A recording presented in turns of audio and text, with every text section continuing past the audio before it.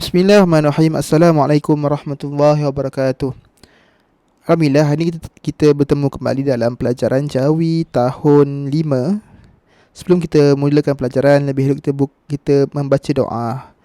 Allahumma ftah alaina hikmataka wansyur alaina min khadaini rahmatika ya arhamar rahimin. Amin. Okey, hari ni Ustaz nak ajar sikit tentang pelajaran kata pinjaman bahasa bahasa asing. Okay, bahasa asing. Maksudnya sebelum ni Ustaz ada pernah ajar, siapa pernah ingat, pelajaran maksudnya kata jati. Kata jati. Ada jati Melayu, jati Inggeris, jati Arab.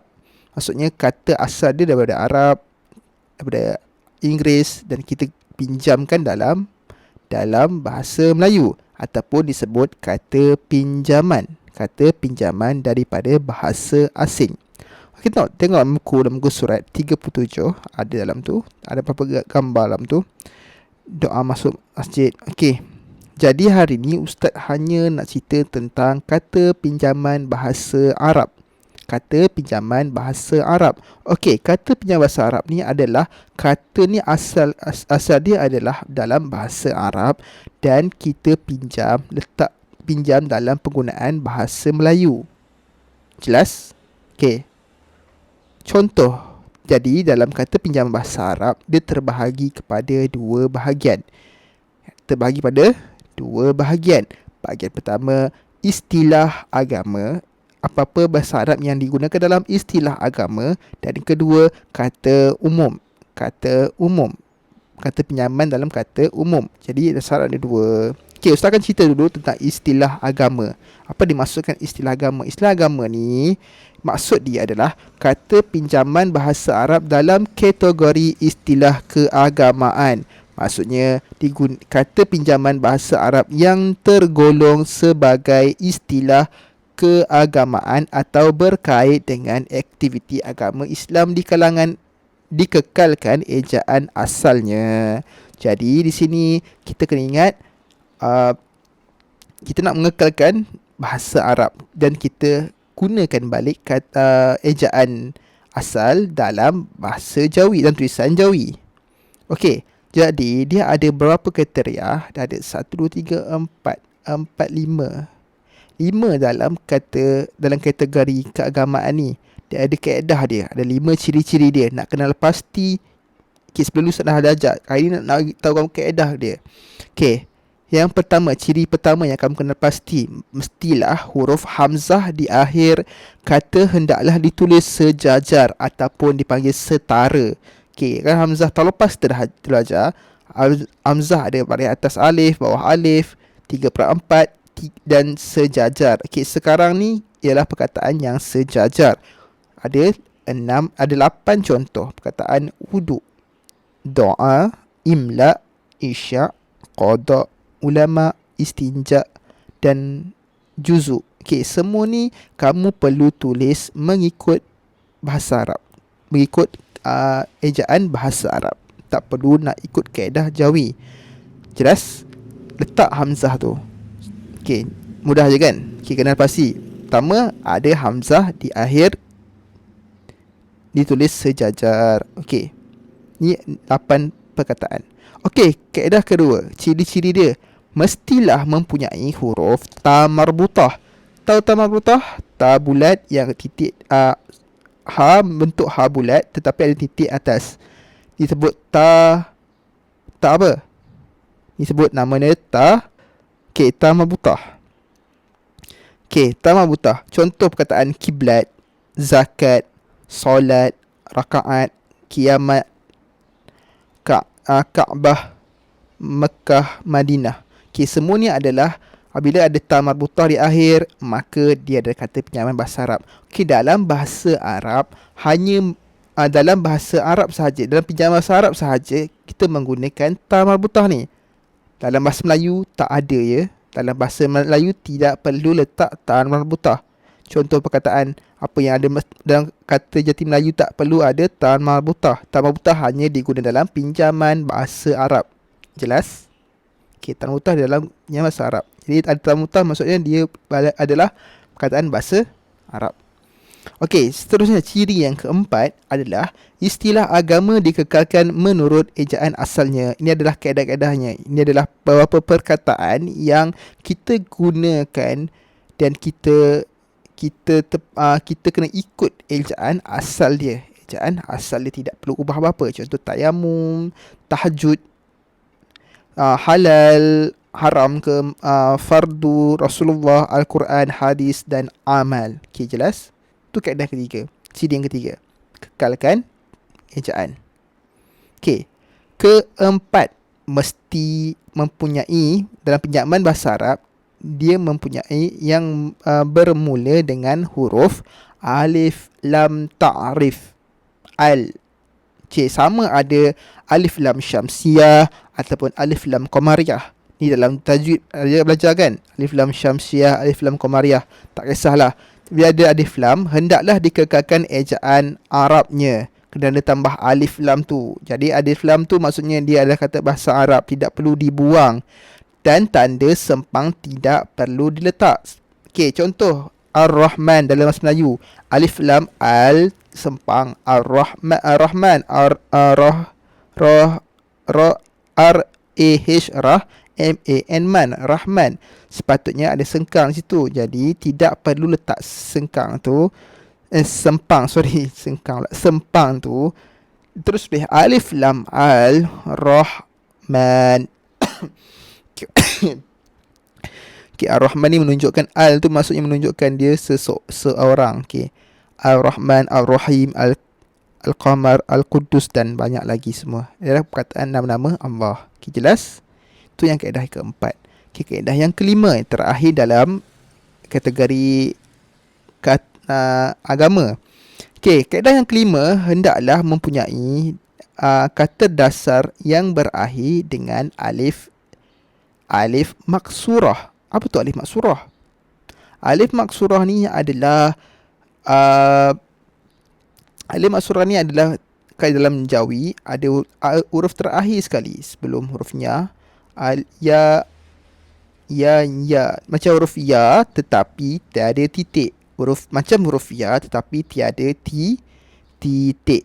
Itu disebut alif maksurah. Okey. Jadi ada tiga dan ada beberapa lagi perkataan yang mempunyai alif lam maksurah. Dia bukan huruf ya, dia adalah huruf ya, alif. Bukan huruf ya tapi dia ada huruf alif. Okey. Musa, fatwa dan syura.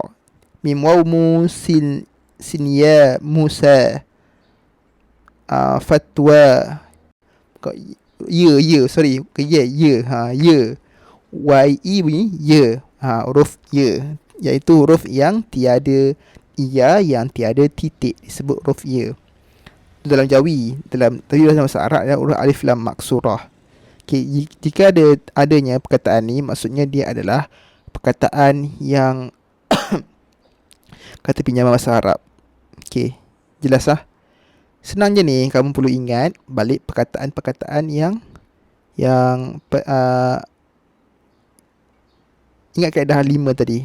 Okey, jelas untuk kategori agama. Dan sekarang kita masuk dalam pinjaman bahasa Arab dalam kategori umum. Maksud umum ni dalam perkataan selain daripada agama. Okey, kata pinjaman bahasa Arab dalam kategori kata umum ditulis mengikut bunyi Melayu. Okey, tulis dalam ikut Melayu, dia telah dimelayukan. Kata pinjaman asal dia Arab, patut nak ikut tapi telah dimelayukan. Sebab apa? Beberapa perkara ni. Ada 3 perkara sebab dia kena berubah. Okey, pertama sebab kata umum ditulis mengikut sebutan orang Melayu. Contoh sabun. Sabun kata asal dia adalah bahasa Arab tapi ditulis dalam bahasa Melayu sabun. Sin alif sa bawah nun bun, sepatut sa tu pakai sod, tetapi dalam Jawi, dalam dimelayukan jadi sabun. Ada 4 perkataan ni kau kena ingat, telah dimelayukan. Dan ketiga, kurtasun. Sepatutnya kurtasun, iaitu kertas. Tapi dalam telah dimelayukan kaf ra kar ta sin tas kertas. Sudah lama dah dia sampai dah melayukan dah perkataan bahasa Arab tu. Okey, itu istilah. Sepatutnya alif sad ta lam alif ha. tetapi dia telah ditulis, diubah dalam menjadi bahasa Melayu. Alif yasin istayati lam halah istilah, dan zahir ni daripada lahir, lam alif la ha ya rohir lah lahir. Ni semua adalah perkataan bahasa Arab yang telah diubah jadi bahasa Melayu ini sahaja. Jelas? Itu kaedah yang pertama, dalam maksudnya dalam kategori kata umum. Kaedah yang kedua adalah kata asal ta marbutah. Ingat ta marbutah, ta macam ha tetapi titik dia dua ke atas. Sebut ta marbutah sebagai kata umum. Okey, yang pertama, kata yang asal dieja menggunakan ta marbutah tetapi disebut oleh orang Melayu sebagai ha, maka dieja ha. Ha, macam mana tu? Okey, dalam bahasa Arab ditulis jemaah. Jemaah eja dia jim mim ain mim alif ain ta marbutah, jemaah. Tetapi kita kena tulis dalam Jawi jim mim jim je mim alif ma ain ha jemaah. Okey, jemaah telah ta marbutah tu tidak perlu diletakkan titik dan hanya diletak huruf ha. Apabila disebut huruf ha, maka kena letak ha. Kalau disebut ta, diletakkan huruf ta. Okey, betul tak? Tengok yang kedua pula. Kita apa? Tengok kedua pula. Sahabat. Sahabat, apabila disebut sahabat, maka diletakkan huruf ta. Sahabat. Sod habatabat. Sahabat. Jadi ta marbutah tu telah ditukar kepada huruf ta sampan. Ta maftuhah. Okey, ta maftuhah tu ta sampan tu ha. Bentuk sampan di titik dua atas. Okey, tu syariat. Syarikat. Pada syarikat tambah ta, alamat sama juga telah diletak huruf ta. Okey. Senang ni. Okey, bisa ulang balik. Tak faham lah ini kan. Ni susah sikit lah. Tak apa. Dengar sini elok.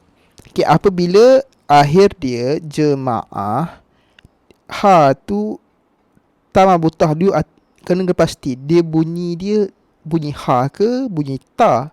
Kalau bunyi ha, kita kena ubah letak huruf ha bulat. Jemaah, tak perlu letak titik. Kalau bunyi dia ta, kena letak jemaat, kena letak titik. Okey, sama juga dengan sahabat.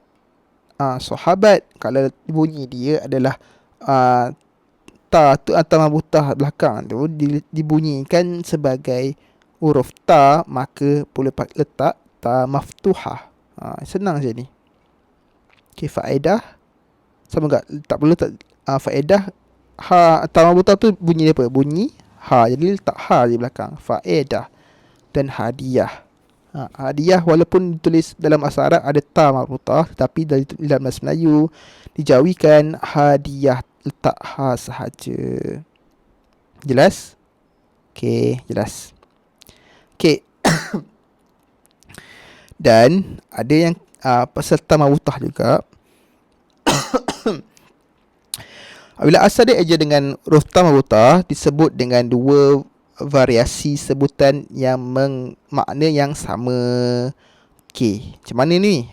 Okey, perlu dikekalkan ejaan dia. Ibadat.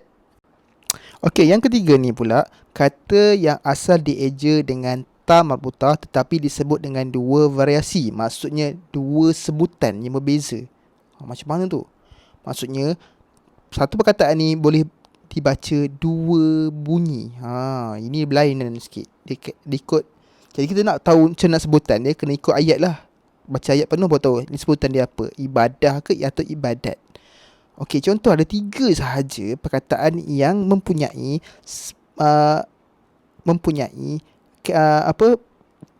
tulisan ejaan yang sama tetapi sebutan dia berbeza. Contoh ibadat boleh disebut ibadah ataupun disebut ibadat. Okay, ada 2 maksud. Okey, jelas? Okey. Sama juga hidayah boleh disebut hidayah atau boleh disebut hidayat. Jelas? Okey.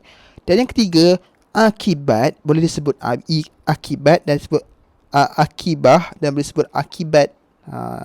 Tiga perkataan ni je yang kamu perlu ingat, yang kekalkan ejaan dia tetapi boleh sebut dua huruf bunyi. Okey, dan terakhir adalah kata asal yang mempunyai ta marbutah tetapi disebut dengan dua variasi juga. Disebut dua variasi sebutan yang berlainan makna. Jadi di sini maka dieja dengan huruf ha, ha bulat dan ta maftuhah. Okey. Ini untuk membezakan macam tadilah amanah. Amanah sepatut macam tadilah macam kaedah yang 1 dan 2 tadi. Ini sama juga. Amanah, apabila sebut amanah, jadi ha tu perlu letakkan ha bulat, tidak perlu letak ta marbutah. Jadi amanah, alif mim alif ma nun hana, amanah. Dan amanat, mim alif ma nun tanat, amanat. Okey. Kalau tukar macam tu je. Ikut bunyi. Kalau bunyi dia ta, letak ta. Bunyi dia ha, letak ha. Dan hikmah dan hikmat. Keramah dan keramat.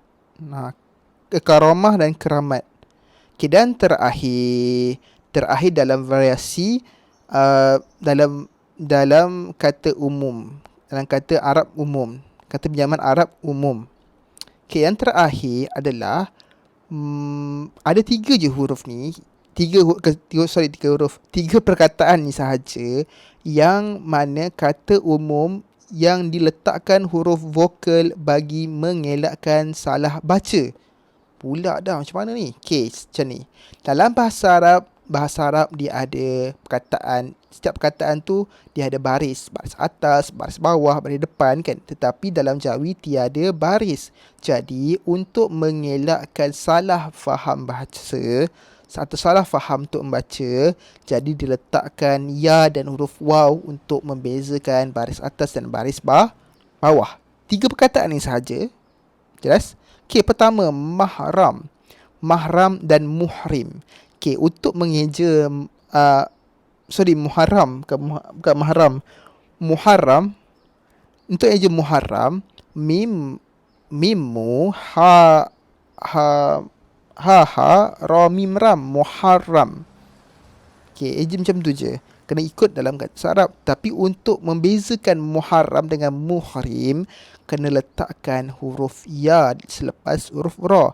Muhrim. Mim ha ra ya mim rim, muhrim. Untuk membeza sebutan. 3 kaedah. Okay, pertama dah muhrim. Okay, kedua alam dengan alim. Alam, alif ain alif, lam mim lam, alam. Dan alif ain alif, lam ya mim, alim. Okay, untuk membeza. Okay, perkataan ketiga salji. Salji dan salju. Dalam bahasa Arab salam jim sahaja, tetapi dalam bahasa Jawi kena letakkan ya dan huruf waw untuk bezakan. Salam sal jim ya ji, salji. Dan salju, salam sal jim waw ju, salju. Okey, ingat tiga perkataan ni. Okey, dah habis. Okey, pening tak? Ada yang pening. Okey, tak apa. Jadi macam ni ya, faham kan? Okey, untuk mengelakkan kamu salah faham, lebih baik ustaz sarankan kamu menghafal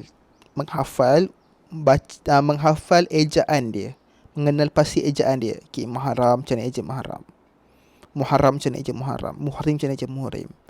Okey, hikmah macam mana eja hikmah. Dalam kaedah ni dia tak banyak perkataan pun yang kamu perlu ingat untuk eja, supaya kamu tak salah untuk mengeja nanti. Okey, dalam bahasa Arab ni lebih elok kita apa istilah kata, kita menghafal cara menulis tu. Cara menulis ni sahabat, macam mana eja sahabat, macam mana eja faedah yang betul. Sabun. Dan lepas kamu faham sikit dan kamu ingat sahaja, perlu ingat fatwa macam mana ada alif maksurah dan alif lam. Okay, senang bahasa Arabnya macam ni je. Ikut dia balik bahasa Arab. Ikut balik tulisan dalam bahasa Arab. Dan kalau ada perubahan sikit je tu, dan kamu boleh hafal cara untuk mengeja dengan betul. Seharap kamu faham. Dan mungkin kalau ada yang tak faham, boleh baca balik. Mungkin Ustaz cakap terlalu laju, kamu tak faham, mungkin boleh tengok dalam buku, boleh rujuk dalam buku muka surat 38 sampai muka surat 44. Itu saja untuk hari ini. Ustaz ada sertakan sedikit latihan. Harapkan semua boleh buat. Wallahu a'lam. Assalamualaikum warahmatullahi wabarakatuh.